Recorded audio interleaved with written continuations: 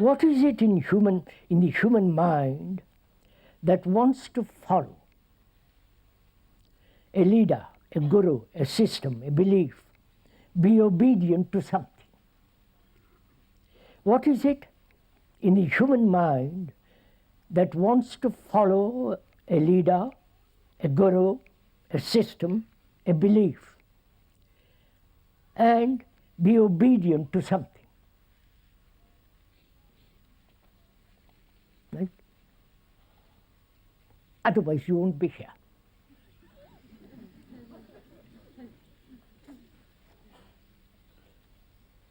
Nor I.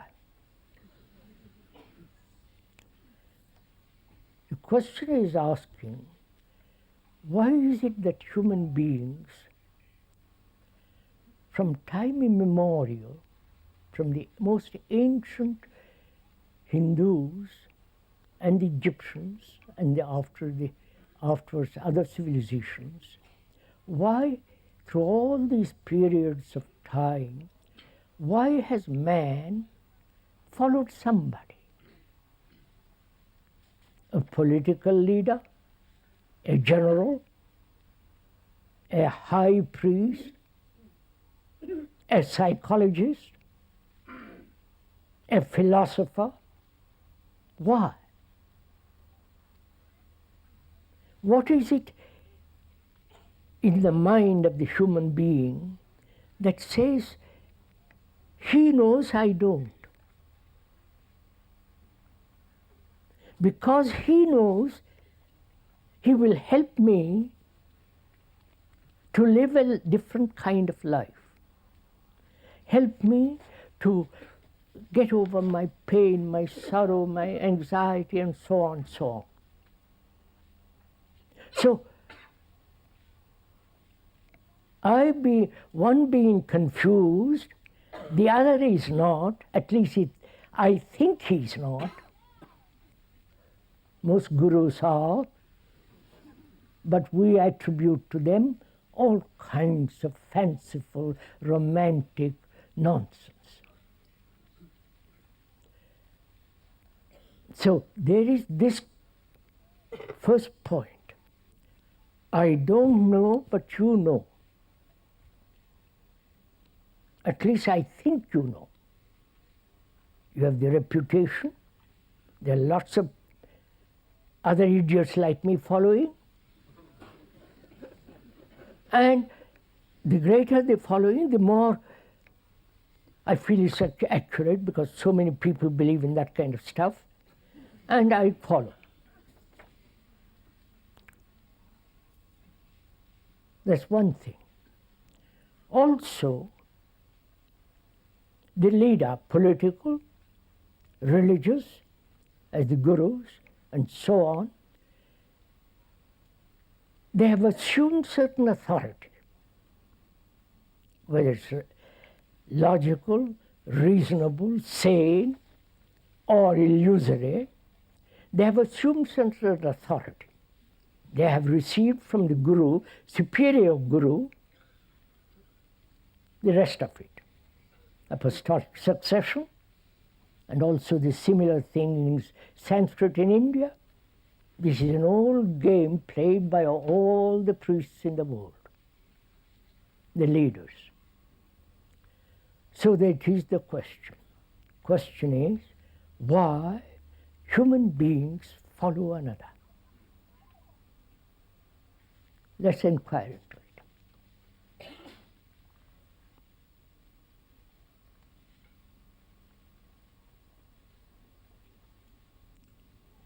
Is it because we are not clear? We are confused. And I am confused. Suppose I am confused and I choose you as my leader. I choose out of my confusion, not out of my clarity. Please see the sanity of it first, the logic of it, and then you can throw it out if you disagree. I am confused. My brain is in a state of contradiction. I'm frightened. I have no psychological security. I come to you because you have certain authority, certain dress, certain paraphernalia around you, and I come. I'm impressed by the dress, by the people, by the whole setup. And you assure me that surrender yourself to me and I will save you. Right? Give yourself over to me because I know you don't, so I'll help you. And I'm only too willing and gullible because I want comfort, I want some security, I want some hope somewhere on whom I can depend, in whom I have trust, in whom I know, or perhaps I think I know, that he will guide me, help me. And he is only too willing to help me. It begins very gently.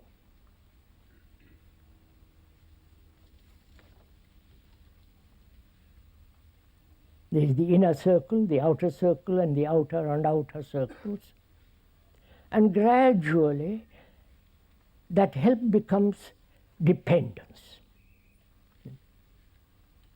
And I depend on my guru, on my priest, on my leader, the political leader of all the various countries. I don't know why we are slaves to the politicians all over the world. I don't know if you have been inquired into it.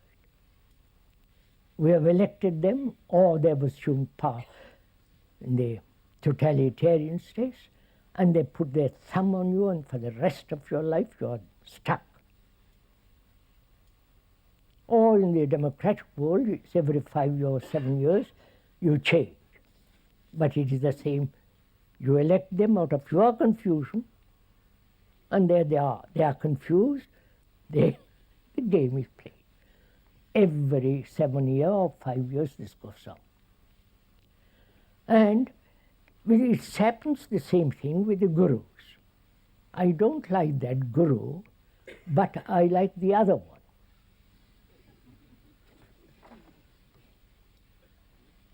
He's more indulgent. He allows me to do what I like.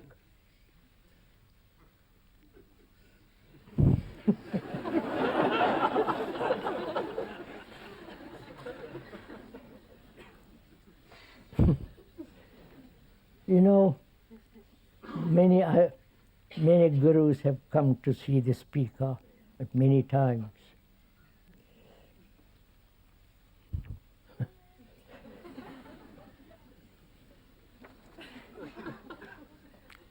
The funniest one of them was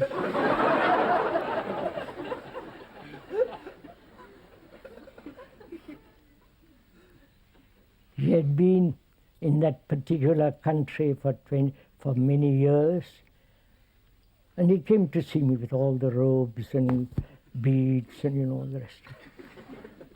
And he said, he saluted me most respectfully because he assumed I was the guru of gurus. And he said, "Sir, I have been in this country for many years. I've talked all over the different parts of this country. I have a large number of followers, but I've run out of ideas."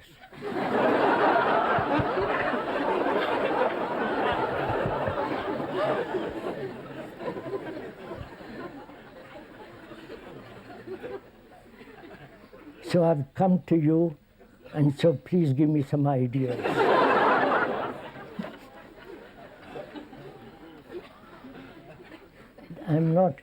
We're not joking, but this was an actual fact.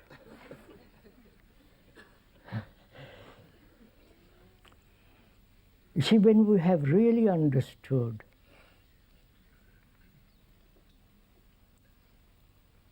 why we follow, why a guru assumes authority,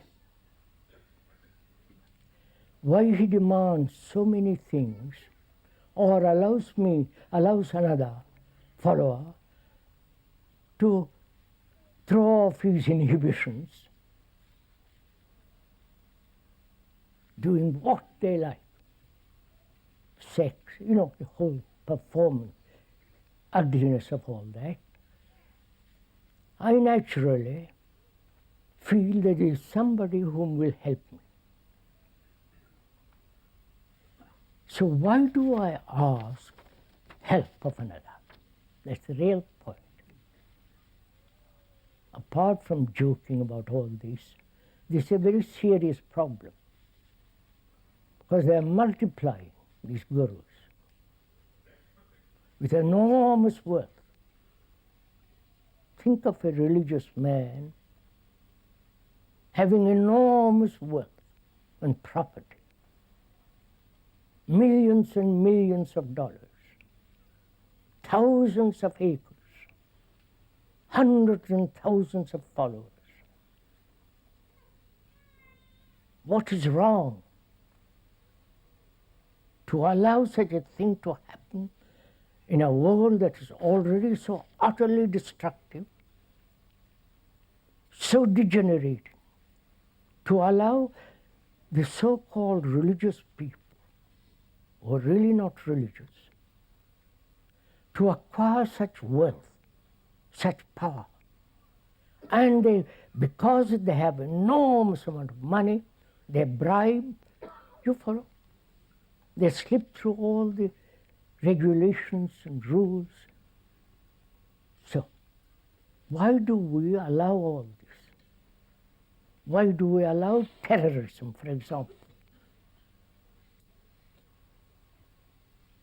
which is spreading? And is it because we are slack, indulgent,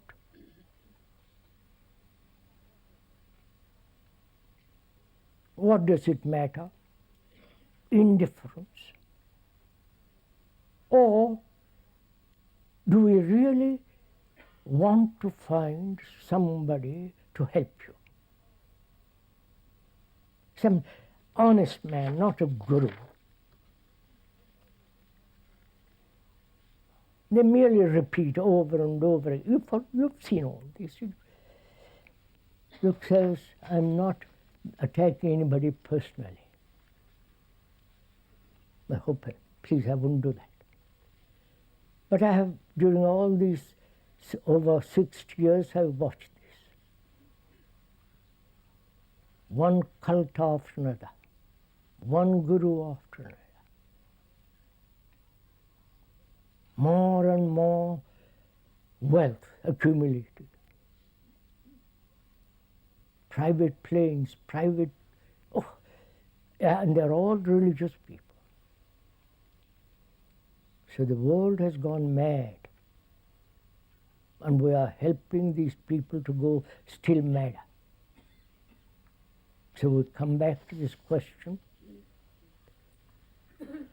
why do I want help from another? If I am physically sick, I go to a doctor.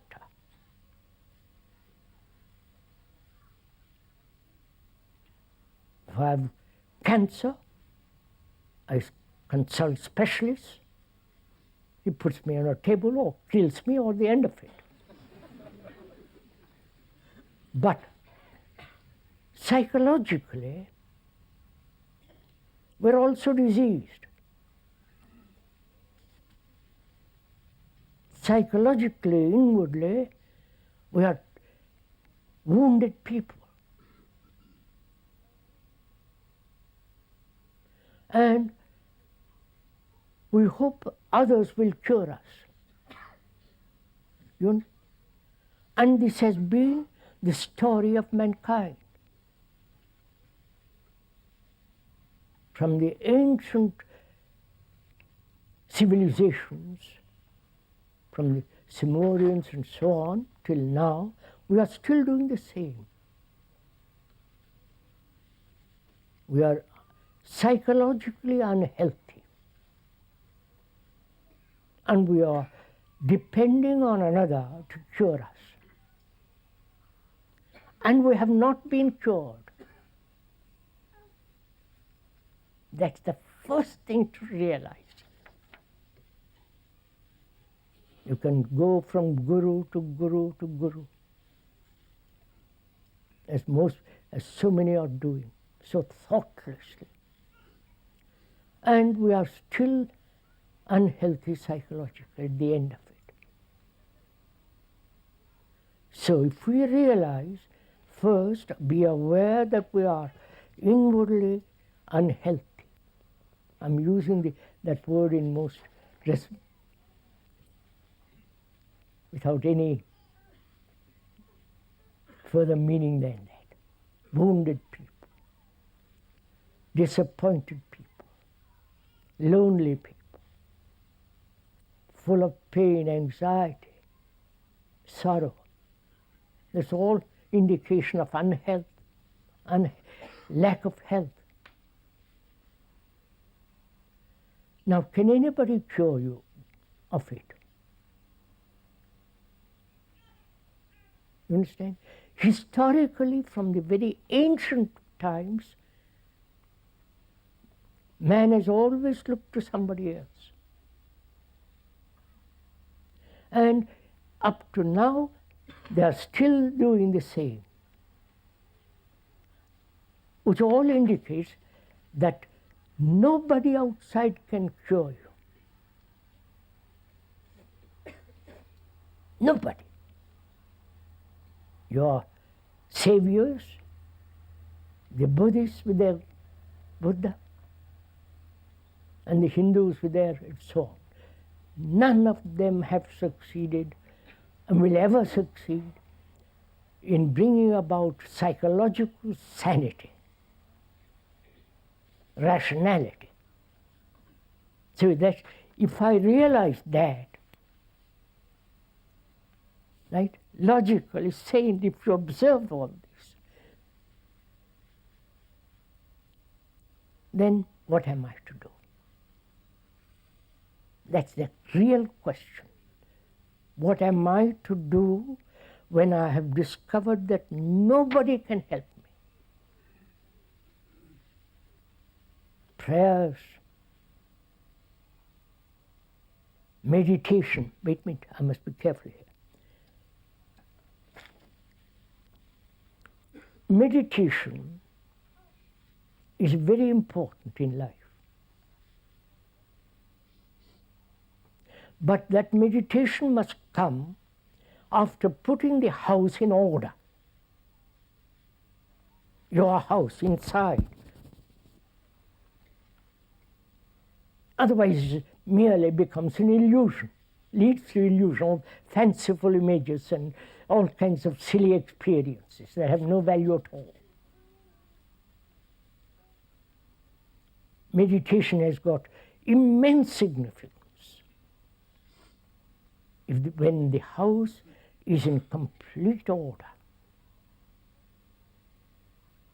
But we have turned it the other way around. We meditate hoping to put the house in order. Or meditate hoping some kind of miracle will take place that will put the house in order. My order, the house being myself, oneself. The other way around, you follow? That's what I won't go into it. The speaker generally talks about meditation at the end of the talks. He has done this purposely because all that he has said previously is to bring about order in the house. A man who is frightened is pursuing pleasure. He can meditate till he is blue in the face stand on his head cross-legged, do all kinds of things that have been prescribed by the innumerable gurus, he'll still be what he is. Perhaps little modified, but basically he's still frightened entity. So we are saying begin the other way around. Then meditation is a marvelous thing, which we'll talk about next Sunday. That's not an enticement.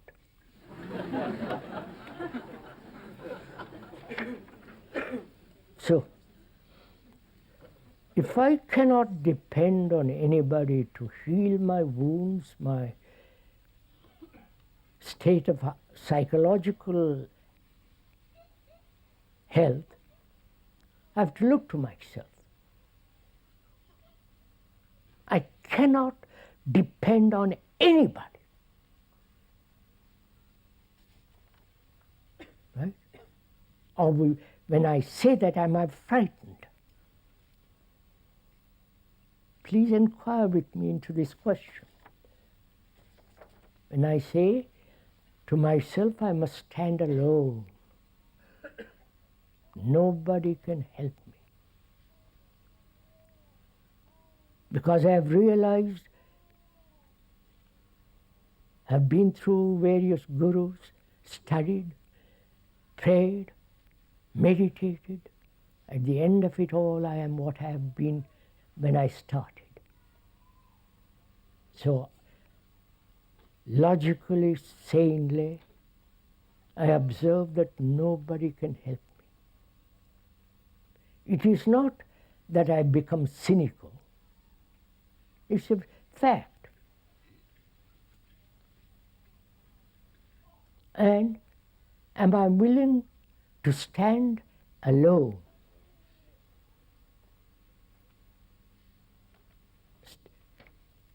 I need companionship. I need to talk to somebody. But they're not going to become my gurus. They'll be my friends, but I'll talk about it. But I realize deeply I cannot depend. I depend on the postman, the milkman, and so on. But inwardly, there is no dependence. Because I realize also that attachment, which is to give oneself over to the guru, that very attachment leads to corruption. Right? I don't know if you have noticed this. Any form of attachment to any person, to any belief, to any ideas, to any country, and so on, must inevitably breed corruption. So I realize all that. So what am I to do? Can I be a light to myself?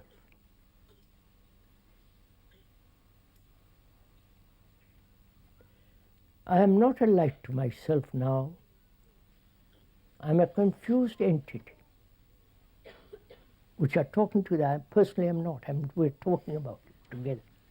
I am a confused entity. And you tell me, be a light to yourself.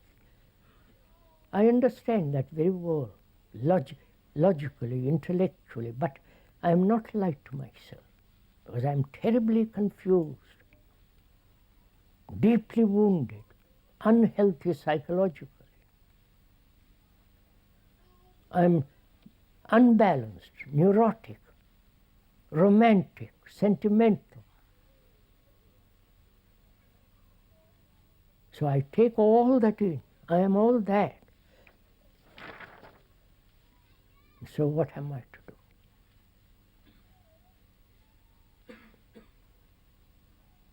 To study myself, I must have a book about myself. And you are willing to give me that book. You see? And I refuse that book. Because what you write is myself. You are writing out of your confusion, like most psychiatrists. Sorry, down to you. So I have to have a mirror in which I can see myself.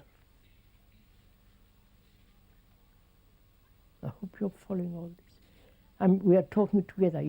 We are investigating the question. I have to have a mirror in which I can see exactly what's going on.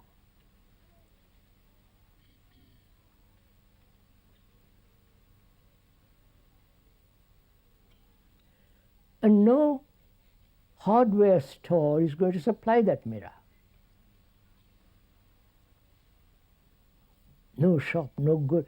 You follow? I have pushed aside all that. So I must have a mirror in which I see myself accurately, without any distortion.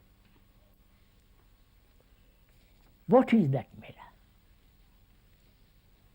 We are inquiring, please, I'm not telling you. We are inquiring. That mirror is the relationship. Relationship with my neighbor or with my wife. That's the only relationship I have. In that relationship, which is the mirror, I see myself as I am, jealous, anxious, frightened, possessive,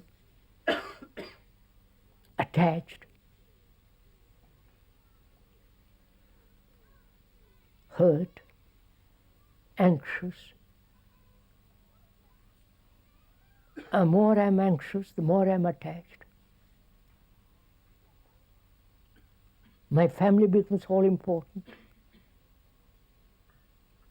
So in that whole relationship, I begin to see myself accurately as I am. My sexual demands, my arrogance, my vanity, the ugliness of what I am, all assume that I'm extraordinarily beautiful. But the mirror shows me I'm not. So, what is shown in the mirror is far more important than what I should be. I wonder if you follow all this. The mirror doesn't show me what I should be. That's the beauty of that mirror. That mirror shows me exactly what I am. I may turn away from it. I may escape from it, which we generally do. But if I want to, if I say to myself, nobody can help me, then I am looking at that mirror. And that mirror is showing what is, not what should be. And perhaps I don't like what is.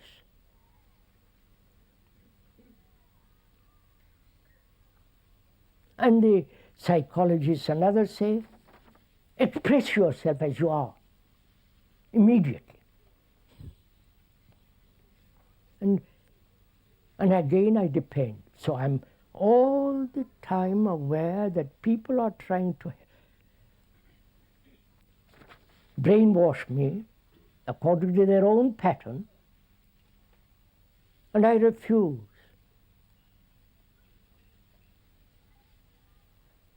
And I begin then to have a great deal of vitality.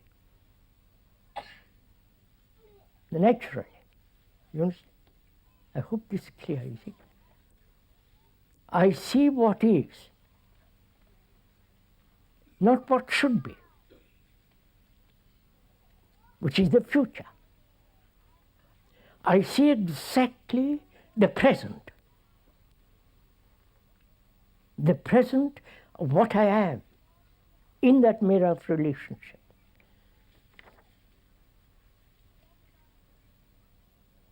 That what I see is me. I am not different from what is shown there. I don't know if you follow all this carefully. That which is seen is me.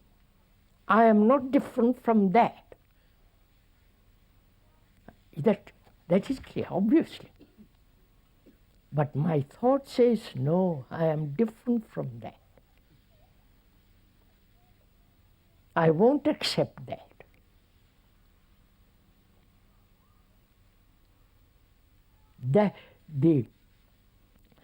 That thought says, I am different. So I must control it. I must shape it. So the battle begins. You understand? I hope you're following. The battle begins, the struggle, the conflict, all the travail that goes on, when I refuse to acknowledge actually what is shown in the mirror.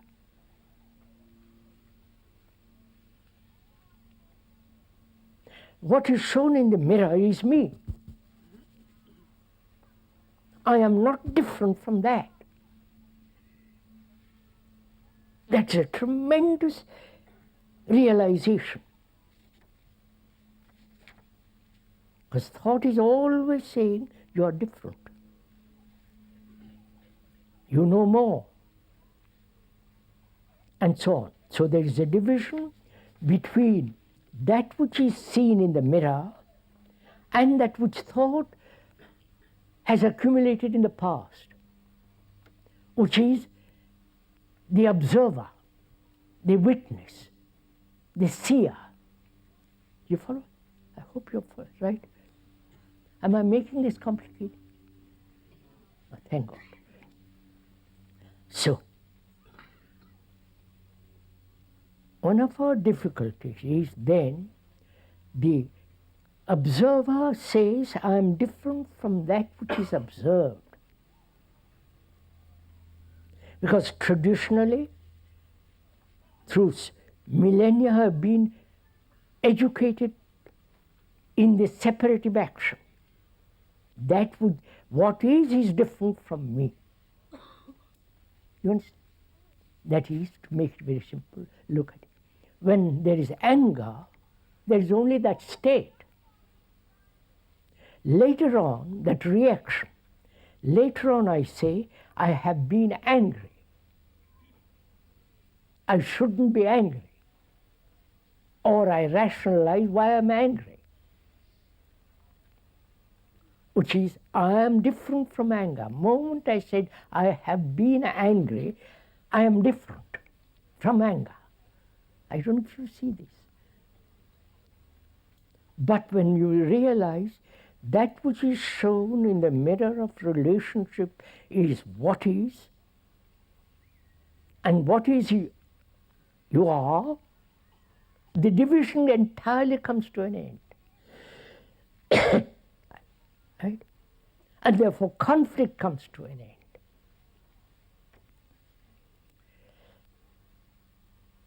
Are we following? We are eliminating altogether conflict.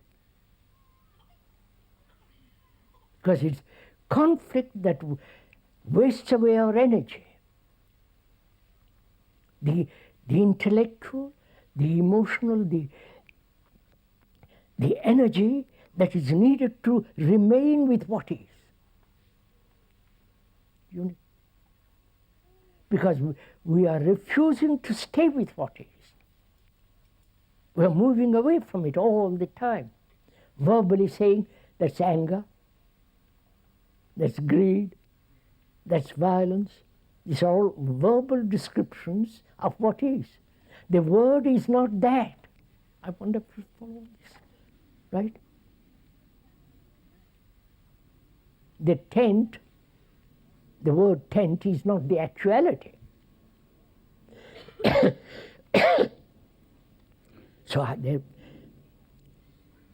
So can I remain absolutely with what is, without the division of I should be or I am different from what is.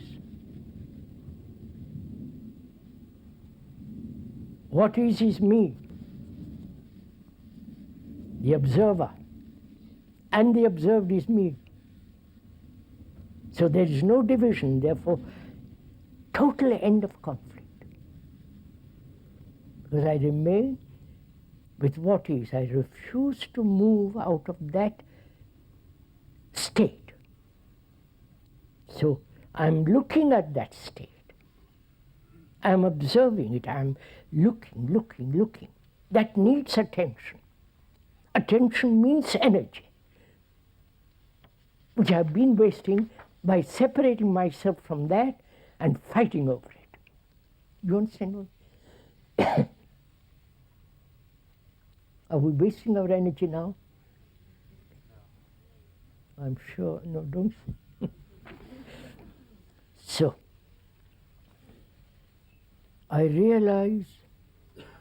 we realize together now that we are not dependent on anybody.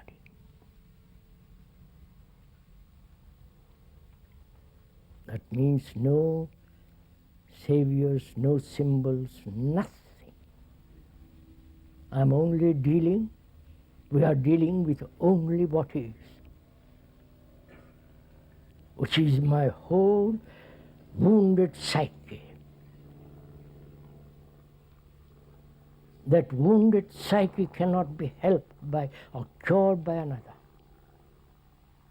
When I realize that most in my depth of my being, then mirror becomes all important. Relationship.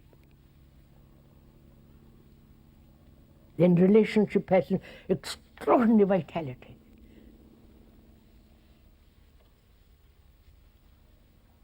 So, if you penetrate into all that, then you become entirely a light to yourself.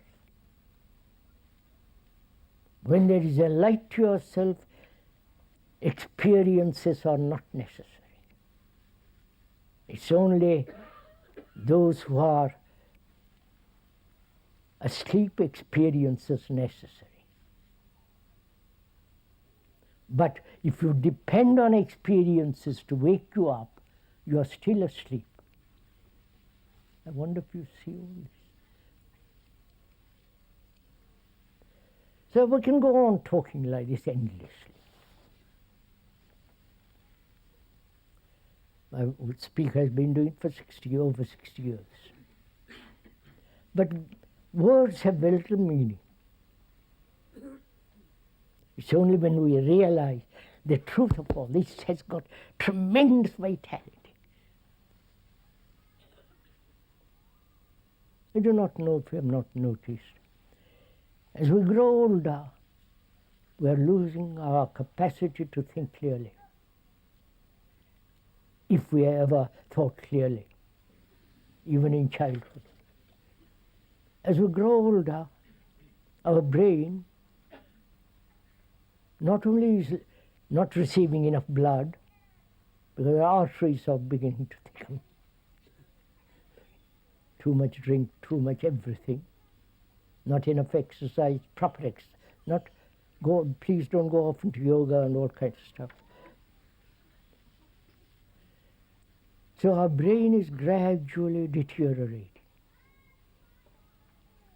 Senility may begin at the age of 30, when we are constantly repeating, I'm a Christian, I'm a Hindu, I'm Democrat, I'm a socialist, I'm this, I believe in God, I follow that man. You follow? That's all indications of senility.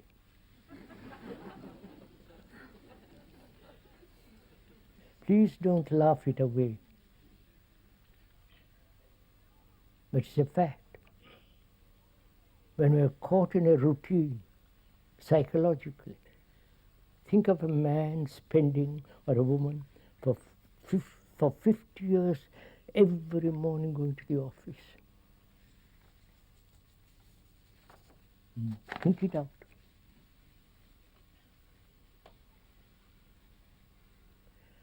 So, at the end of the question, and after investigating the whole psychological structure of obedience to obeying another,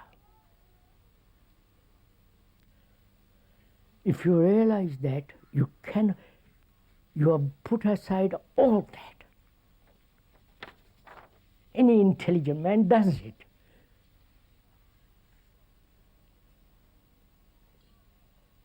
Then only you become a light to yourself, and perhaps in that light,